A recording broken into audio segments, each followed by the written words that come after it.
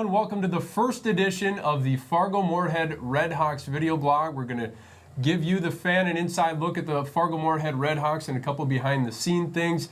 And to help us with that, we have the RedHawks GM, Josh Buchholz, and Eric Peterson of the Fargo Forum, who keeps us up with the RedHawks over the summer in the paper, and myself, Jody Norstedt from WDAY Sports. And guys, I guess the object of this show is just kind of show a background of the team. Well, who came up with that name? That's really not much creativity. We got to spice it up a little bit here, Jody. Well, okay, I'll take that one on the chin. Maybe Josh can come up with Eric's the writer. I think he should come up with there you go. That's a good idea. Well, the RedHawks open their season, or their home opener, is this Friday against Laredo, the same team that just swept them in a 4-game series to open the year. We'll take a look at some of those highlights. It wasn't the best trip for the RedHawks. They get swept.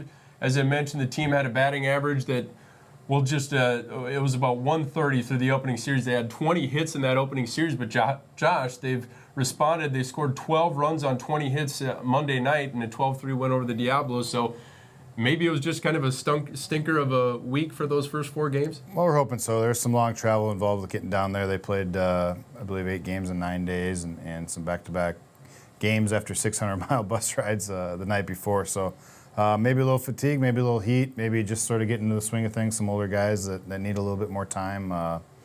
Whatever the reason, thankfully we got it going on Monday night in El Paso, and hopefully it's more of a trend than the beginning of the year. And hey, they'll get their shot at revenge again Friday night when they host Laredo for 3 games, and then Sioux Falls for 4 games. Well, let's talk a little bit about this team. And we've gotten a chance to look at this team in the exhibition season and now on the road, listening to some of the games. It's an interesting team. There's not a lot of carryover from last year. You have your guys like Nick Jackson, the center fielder, and Zach Penpraise back. But tell me a little bit about what you think about this team so far.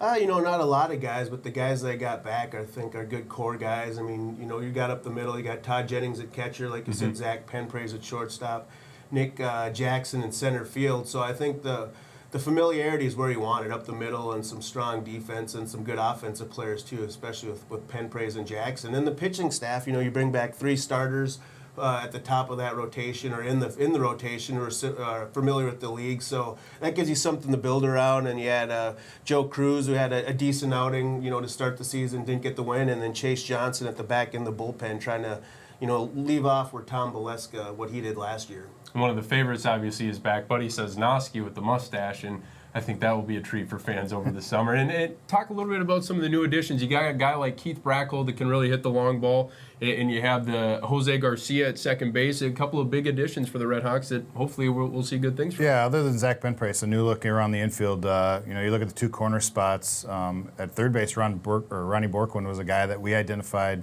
actually the last couple of years as probably the best defensive third baseman outside of Eric Campbell in the American Association, and a guy that we had some interest. We knew his contract was coming up after last year, and we put the press on him as soon as he became a free agent, and made him feel wanted in Fargo.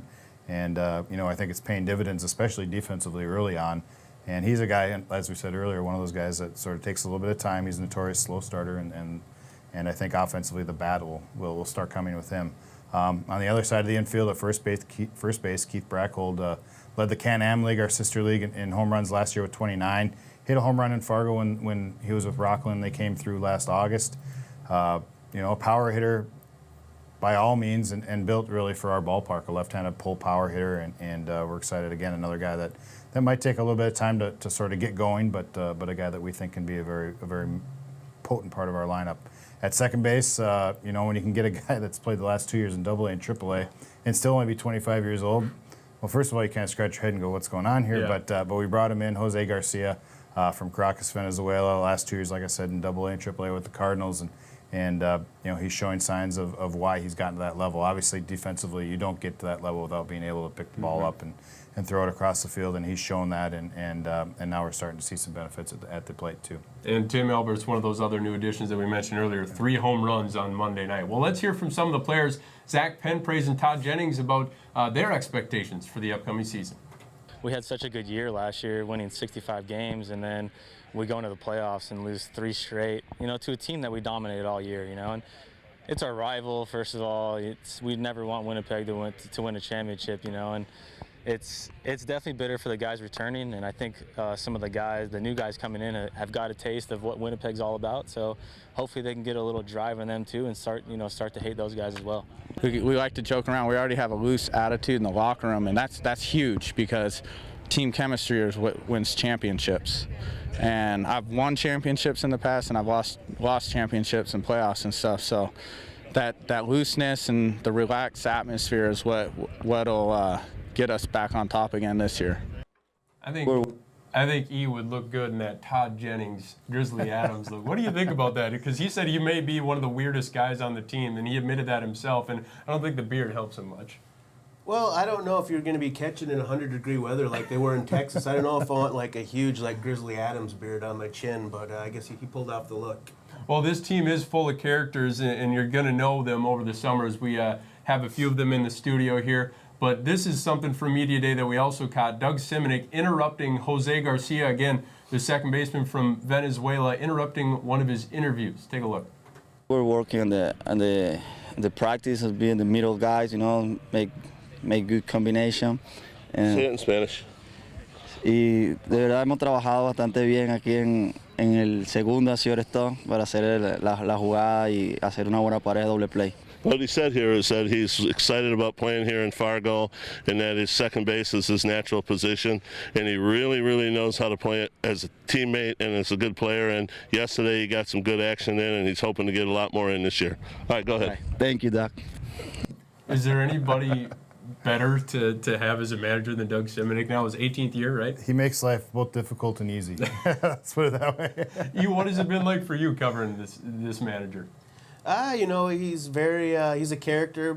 Sometimes he can be a little gruff, but he's fair, and he doesn't let anything fester. If he has something on his chest, then he gets it off, and it's done with, and it's on to the next thing. But it's always usually something spicy going on with Doug in the mix. So now, hopefully we'll get Doug in the studio a few times this summer, so you get to know him a little bit better. Well, the upcoming series, we have 3 against Laredo and then 4 against Sioux Falls coming up on Friday night. I guess maybe pick a player that you think is going to be hot this week. Well, I think a guy to look for is maybe Nick Jackson. Started a little slow in that first series. I think he's a guy that, once he gets a few at-bats under his belt, he's gonna take off. And I know I'm not really, this isn't rocket science making that prediction. Player of the year last year, yeah, good choice. I'm just, they got a slow start in that opening series, and guys like Nick Jackson and Keith Brackhold and Penn Praise are guys that I just don't think are gonna, stay not getting hits the rest of the year. So I'll throw Nick Jackson out there. Okay, I'll go with Buddy. He's one of the fan favorites and one of my favorites. I think he had 4 hits on Monday night. So you're really going out on a limb there. Why not see the mustache guy just keep things rolling in the home opener? Josh, do you want to pick a player? Boy, it's tough.